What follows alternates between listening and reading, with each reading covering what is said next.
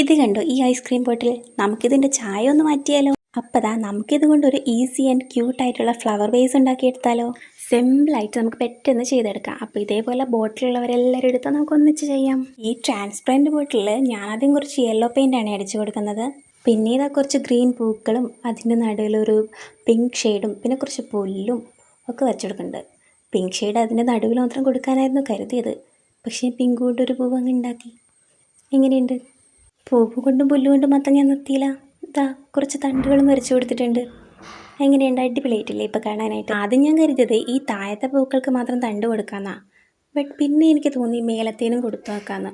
അങ്ങനെ കൊടുത്തു. അപ്പോൾ ദാ ഇങ്ങനെയുണ്ട്. അപ്പോൾ ദാ നമ്മുടെ ഫ്ലവർ വേസ് മൊത്തമായിട്ടിവിടെ റെഡി ആയിട്ടുണ്ട്. ഇനി എൻ്റെ കയ്യിലൊരു ഗ്രീൻ ഫ്ലവറിൻ്റെ കൂടെ ഉണ്ടായിരുന്നേ, അതും കൂടി ഞാൻ ഇതിൽ എടുത്ത് വെച്ചിട്ടുണ്ട്. ഇതാണ് നമ്മുടെ ഫൈനൽ ലുക്ക്. എങ്ങനെയുണ്ട്? അടിപൊളിയായിട്ടില്ലേ? അപ്പോൾ ഇതേപോലെ ബോട്ടിലൊക്കെ ഉള്ളവർ ഒന്ന് ചെയ്ത് നോക്കട്ടോ, വെറുതെ വേസ്റ്റാക്കി കളയണ്ട.